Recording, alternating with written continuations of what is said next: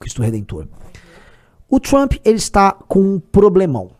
Passou já, tá, o primeiro ano de mandato dele. E a despeito de algumas pequenas vitórias que ele obteve, especialmente a vitória da Venezuela, o governo dele não se realizou. A ideia dele impor essas tarifas mundo afora e iniciar esse conflito geopolítico com a China não ficou clara ainda. Essa é uma realidade. E não funcionou e não se pagou. Você tem uma pressão inflacionária sobre a classe média correndo nos Estados Unidos. E eu tô falando de eleitores do Trump. E paralelamente, a gente tá falando aqui de um governo que voltou a se envolver em guerras internacionais. E um governo que se meteu numa guerra, comprando uma briga lá de Israel, com o Irã e etc., e que não foi bem vista pelo eleitorado republicano. O eleitorado democrata já é contrário ao Trump, agora o eleitorado republicano tirou o pé do Trump. Então o Trump não tá num bom momento interno. Tá? Teremos eleições das primárias ali eleições das midterms ali, e essas eleições parece que não serão muito bacanas para ele.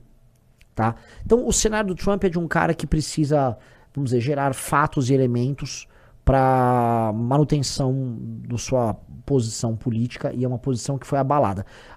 Enquanto você está pegando esse link, dona Ana, levanta mais um link, tá? Pegue aí popularidade de Donald Trump, pega aí pesquisas de popularidade do Donald Trump, vocês vão ver o que eu tô falando. Então você tem que pegar um cara que não está num bom momento e que se envolveu num conflito contra o Irã que não foi bom para ele. Do ponto de vista, vamos dizer, da política interna, ele se queimou. Ele foi visto novamente como, lá vai os Estados Unidos se meter em outra guerra, mandar os nossos meninos e gastar dinheiro com um conflito que não tem nada a ver conosco. E não pegou bem. Ele não está nesse bom momento. Segunda coisa, tá? O Irã, ele está tentando se tornar uma espécie de representante dos inimigos globais dos Estados Unidos. Então o Irã, vários vídeos que já vem saindo, mostra vídeos de IA bem merda, tá? Slop de IA, mas os vídeos colocam o Irã como se fosse uma força que está resistindo aos Estados Unidos, representando todas as forças que já foram oprimidas anteriormente pelos Estados Unidos. Tem vários vídeos nessa linha. Então toda vez que o Irã vê algum tipo de conflito com os Estados Unidos e alguma nação, eles tentam se colocar ao lado dessa nação, como se fosse o Irã representando a resistência a isso. Então bota aí esse The Economist, mostra aí como é que tá a popularidade do Trump. Desce. Ó, aqui, março de 2025 é quando ele entrou, tá? É a curva dele. Lá pra esquerda. Março de 2005. Aí. O Trump entrou ali, tá? Ele é a linha vermelha, tá? Então toda essa linha vermelha. Você fala, mas o que é aquela linha cinza do Biden? Eles estão fazendo uma comparação do Biden quando o Biden assumiu o mandato em 21. O Biden assume o mandato em 21 com uma popularidade maior e ela vai caindo, tá? E depois ela vai dar uma mergulhada. O Trump, como vocês podem perceber, ele foi perdendo popularidade ao longo de 2025.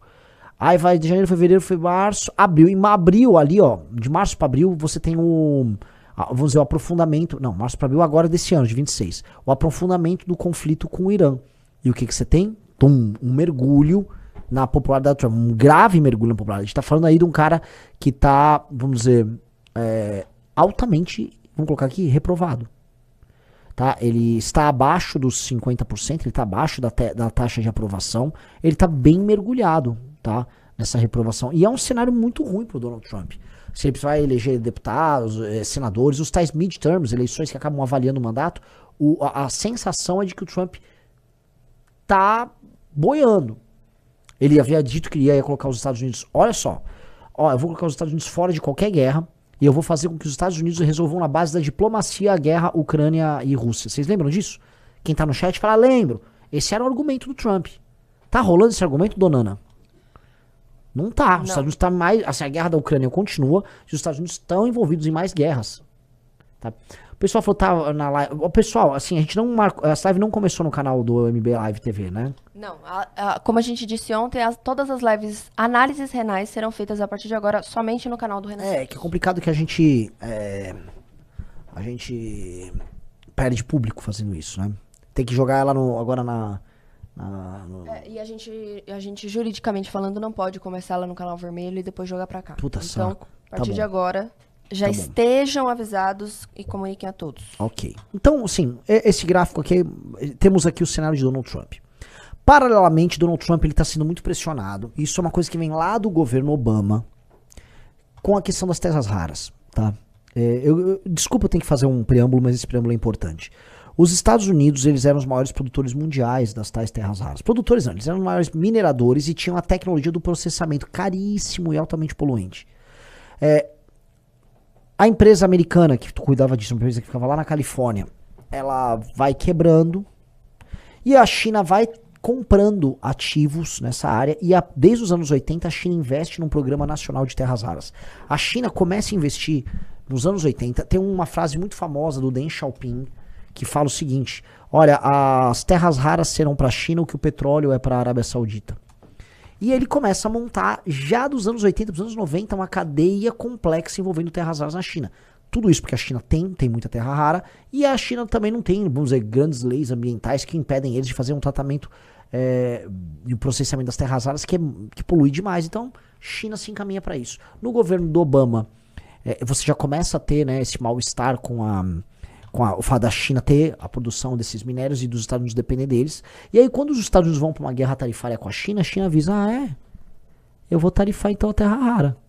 Se tarifou terra rara, e na verdade os ímãs, semicondutores, todos os produtos oriundos dessa produção e processamento das terras raras, a indústria de alta tecnologia da China, dos Estados Unidos acaba. Há pânico em geral nos Estados Unidos, e a gestão Trump precisa procurar parceiros para isso, tá? Então o contexto, eu preciso colocar o contexto americano dentro desse prisma, tá? Estamos falando disso que a gente quer fazer uma análise séria sobre esse tema. Então, vocês têm um contexto aqui na mesa. Segundo ponto que é importante a gente colocar na nossa análise. Relação dos Estados Unidos com a América Latina. Todo mundo sabe, eu já comentei em live, o Orlando já escreveu muito, a gente tem uma revista Valete dedicada a isso, aquela que os Estados Unidos estão com a perna toda arreganhada, né, do lado de um chicano e de um brasileiro. Os Estados Unidos, eles entendem que numa guerra com a China, a América Latina é uma reserva de valor. É uma reserva de valor porque ela tem recursos minerais, recursos geopolíticos estratégicos. Por exemplo, a área dela, a área de passagem entre o Ocidente e o Oriente, o Canal do Panamá é um exemplo. Recursos naturais que vão da Groenlândia até a Patagônia. Posição no globo para você posicionar armas e exércitos. Um exemplo é a Groenlândia. A Groenlândia, como está no topo, você pode atirar um míssil que sai da Groenlândia e chega na Rússia. Você tem várias vantagens aqui no continente americano, que é vista como uma reserva por parte dos Estados Unidos. E os Estados Unidos começaram a fazer a sua opção de gestão nessa reserva. Coloca o Marco Rubio como secretário de Estado. E eles começam a interferir. Eu vou tomar a Groenlândia, não, Panamá é meu. Não, invade a Venezuela, não, vou resolver Cuba. E aí estão interferindo inclusive no Brasil. O Brasil, que é um aliado na América Latina, geopolítico durante o governo Lula, da China. Então, coloque todos esses elementos aqui, dentro deste contexto geral, tá? Aqui no Brasil, ele tem um aliado político que ele considera um aliado leal e devotado a ele, que são os Bolsonaro. Coloque na mesa também o fato do Joesley Batista, o maior produtor de proteína animal do mundo, ser hoje um doador do Trump e um parceiro de negócios do trumpismo lá em Mar-a-Lago. Coloque as interferências eleitorais que eles querem fazer no Brasil e o interesse, vamos dizer, descarado que eles têm sobre as terras raras. Coloque a ideia que hoje o Joesley Batista comprou a Avibras, que ele está investindo em termoelétrica no Brasil, que ele já saiu do ramo da carne no Brasil e que ele também está interessado em comprar terras raras no Brasil. Coloque o fato do Joesley Batista, parceiro do Trump, ter comprado poços de petróleo na Venezuela. Inclusive comprou com o ouro caro. Tá? Então há um novo interesse político do governo americano nas terras raras no Brasil, do governo americano em controlar e tutelar a América Latina e do governo americano colocar de joelhos e tutelar o Brasil. O Brasil sendo visto pelo governo americano como um parceiro que precisa ser colocado numa posição menor, importante porém menor, como fornecedor de recursos e parque de diversões para seus políticos e aliados, dentro do contexto em que a América inteira, da Groenlândia até a Patagônia, fica sob comando geopolítico dos Estados Unidos. Ok? Tá tudo na mesa? Eu falo assim, Renan, entendi. Agora vamos ler o jogo. Vamos ler o jogo. Eu sei, e já até comentei em entrevistas, que o governo americano tem um interesse aberto em destruir o PCC. Eles consideram o PCC uma entidade anômala, uma entidade que tem atividades nos Estados Unidos e que precisa ser enfrentada. O governo americano não liga pro Comando Vermelho, tá? O governo americano liga pro PCC. Isso eu tenho informações pessoais. Eu sei disso, já conversei com americanos importantes, gente de governo que coloca uma preocupação bem especial no PCC. Eu sei desse elemento, tá? E do outro lado, eu também sei que o Donald Trump está numa relação, num jogo complicado, mas positivo com o Lula. Tá? Então há um jogo complicado, entretanto positivo, com o Luiz Inácio Lula da Silva, em que o Lula é um parceiro que cede, mas que joga junto, que se pressiona, e o Lula pode ceder e intenciona ceder nas terras raras. O Lula não é mais aquele parceiro preferencial da China aqui. Na verdade, nem a China mais vê o Brasil nesse cenário. Então o Lula, ele tá tendo que jogar o jogo dos Estados Unidos. Então não é que o Trump tenha, assim, um grave problema com o Lula. Lógico que ele gostaria de ver um agente ainda mais submisso que o Lula ocupando a presidência do Brasil agora, que seria o Flávio. O governo Trump adoraria ver o Flávio, porque o Flávio seria basicamente um puxa-saco dele comandando a segunda nação mais importante do continente inteiro. Capite? O Lula é submisso, porque tem que ser em alguma medida, porque o Brasil é um país frágil. O Brasil ele não fez nada de lição de casa em termos de soberania. O Lula é uma piada. O Flávio é literalmente um enviado do governo Trump para administrar o Brasil. Vou repetir, o Flávio é um enviado do governo Trump para administrar o Brasil. O Flávio representa o que há de pior na política do Rio de Janeiro, somado ao interesse do governo Trump aqui. Não há nada mais entreguista do que colocar Flávio Bolsonaro na presidência da República. Ok? O Flávio só é candidato, eu já cantei essa bola em outubro ou novembro, porque o Joesley Batista assim o decidiu com o Lula e com o Trump. Lá no fim do ano passado, tira o Tarcísio, é bom pro Lula que não seja o Tarcísio, bota o Flávio perde pro Lula. O Flávio mantém a aliança e a boa relação que ele tem com a família Trump e deixa o Lula ganhar. Todo mundo saía ganhando com esse acordo e todo mundo saiu ganhando com esse acordo. O Flávio Bolsonaro, nesse sentido, seria um títere dele. Então o Trump tem uma relação dúbia. A relação pra eles, eu vou colocar aqui, é dúbia. Então o Trump, ele solta ali, né? Vou transformar o PCC, o Comando Vermelho, em entidades terroristas, não sei o quê, e terroristas internacionais, porque isso tem um efeito em solo americano também. Aí o Lula vai lá e se adapta, vamos ter que fazer acordo de cooperação com a CIA, papapi, papapá. O ministro da Fazenda do Lula já falando em cooperação com o governo americano e tal. E aí o Flávio vai e tira uma foto, né? E aí eles fazem, né, vamos colocar aqui, um joguinho de cena muito bacana. A fotinho tava ali pro Flávio, mas é uma fotinho cada vez mais constrangida. E aqui é um outro ponto que eu queria colocar pra vocês. Formalmente, o presidente da República americano, o Trump, não pode declarar apoio ao Flávio. Aquela foto foi uma bela de uma forçação de barra. Porque do ponto de vista diplomático, aquilo seria um incidente diplomático se fosse tratado como uma declaração de apoio. Tanto que o governo Lula e a imprensa entram em contato com o governo americano e o governo americano deixa muito claro, deixa expresso que o Flávio não teve nenhum tipo de atuação nesse caso. Ok, capite, todo mundo compreendeu? E aí, na semana seguinte, vem essa taxação. Essa taxação é resultado do estudo que o governo americano fez lá da briga do ano passado, tal, e ela é colocada novamente na mesa. E aí os interesses americanos são colocados novamente na mesa. Eles estão falando que coisas que vão do PIX à pirataria, do interesse das Big Tech americanas diante do Xandão, até taxação de produtos americanos aqui no Brasil. Aquilo lá representa um reposicionamento dos Estados Unidos nesse jogo, mas representa um alívio para o Lula. O Lula, ano passado, ele aumentou a popularidade dele mediante a taxação oriunda do Donald Trump. O Lula, quando colocou, o meu país está sendo taxado, está sendo alvo dessa injustiça, não sei o quê, o Lula aumentou a popularidade. E eu preciso lembrar para vocês que na cabeça do Lula e do Sidônio e da equipe dele, ganhar a eleição significa flutuar entre 3%. O Lula precisa virar 3% dos eleitores que estão antipetistas para o lado dele para fazer um voto útil nele no cenário contra o Flávio, que aí ele ganha a eleição. É pouco. E esse tipo de aceno em que o Lula está enfrentando o imperialismo e tal, é bom pro Lula. Pro Trump é bom também que mostra que ele tá posicionando as relações comerciais dele com o Brasil em novos termos. E eventualmente, do ponto de vista material, sendo de qualquer jogo de cena, posiciona ambos para fazer um acordo sobre terras raras. Ok?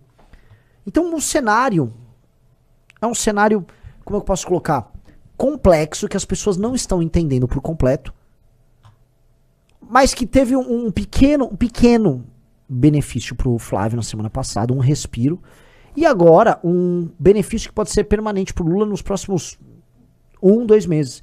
Especialmente se o Lula se colocar como alguém que vai resolver um problemão. Se o Lula, combinado com o próprio governo americano, combinado com o Departamento de Estado, e aí eu tenho que agora mover os pauzinhos para obter as informações e trazer para vocês. Se o governo Lula criar a seguinte historinha, tô sendo taxado, tal, pá. E aí, paralelamente, ele vai nos Estados Unidos e obtém um acordo com o Trump, como começou a sair na imprensa. Aí o Lula mostra que ele é o adulto na sala, que o Trump fala grosso, mas ele vai lá e resolve, que diferente do Flávio ele não é puxar saco. Este é o cenário que eu considero mais provável para as próximas semanas. Tá? Esse é o cenário. Digite 1 se vocês concordam com a minha leitura, digite 2 se não concordam com a leitura. Volto a colocar. Eu mesmo quero confirmar essa minha leitura de cenário com conversas com nossos amigos lá dos Estados Unidos. Tem muito amigo nos Estados Unidos que vai poder me dar, né, pequenos detalhes aqui. Tá? Like na live, pessoal. Estamos só com 6 mil pessoas aqui na live, pessoal. É muito pouco. Se estivesse no canal do MBL, seria 3.900 likes. Então, deem like e compartilhem a live com todo mundo, tá? Perfeito. Um cara botou igual ele fez com o Bush. Exato. Todo mundo tinha muito medo como seria a relação do Bush, George Bush, filho, com o Lula após o Lula ter sido eleito em 2003. Né? O Bush tinha sido eleito em 2000. E, cara, a relação foi ótima. Pontuar bem. O Lula sabe muito bem jogar o jogo do minoritário, do mais fraco. O Lula é sindicalista. Entendem? Né? O Lula, o sindicalista, ele defende uma força em tese hipossuficiente para obter um acordo. Ele gera uma dificuldade para conseguir obter um acordo. Hoje, no comando de uma nação que é hipossuficiente quando comparado dos Estados Unidos, ele se comporta dessa mesma maneira.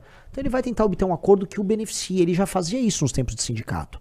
Quem era o Lula nos tempos de sindicato? Era um cara que gerava uma greve, fazia um acordo com o dono da empresa, botava uma graninha no bolso, virava para os funcionários, conseguia um acordo, sou um herói.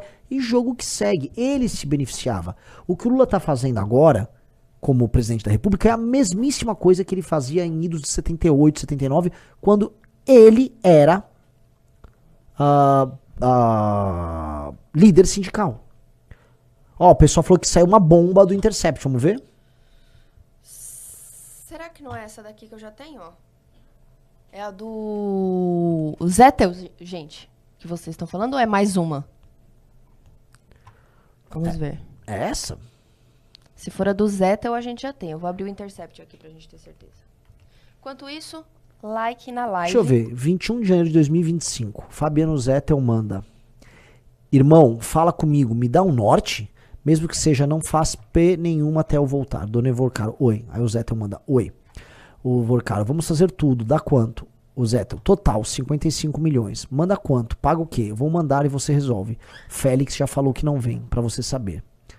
Aí o Evorcaro, o filme tá nesse negócio? Avisa todo mundo que vai na sexta tudo. Aí o Zettel, não, porque o fluxo é gigante. 2,5 de dólares. O que é 10 parcelas de 2,5 milhões de dólares? São 25 milhões de dólares? Aí temos essa aqui.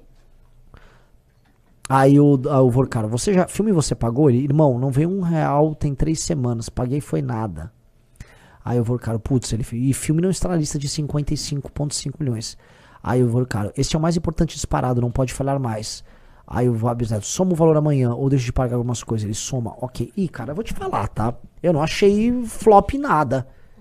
Cara, o que tá dado aqui é o seguinte, claramente que o filme não... Ó, pro Vorcaro falar que isso é muito importante pra ser pago, e pro Zettel já deixar claro que não tem filme no meio, é que aquele dinheiro que ele pagava pro Flávio, claramente era uma propina para algum favor ou algum acordo político que estava sendo tratado. Ponto. Tô errado?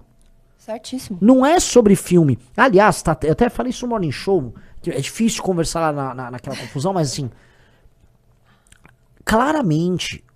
O filme é uma desculpa. Lógico que querem fazer um filme também, mas o filme é uma desculpa. O volume não justifica. O filme é uma desculpa para essa circulação de dinheiro que está sendo usada. Para algum fim que envolve enriquecimento ilícito de algumas pessoas, sim. E 2, que envolve... Né, eu já falei em caixa 2 de campanha, mas vamos ver o que é. Mas tem um outro elemento que é pra que isso é tão importante pro Vorcaro?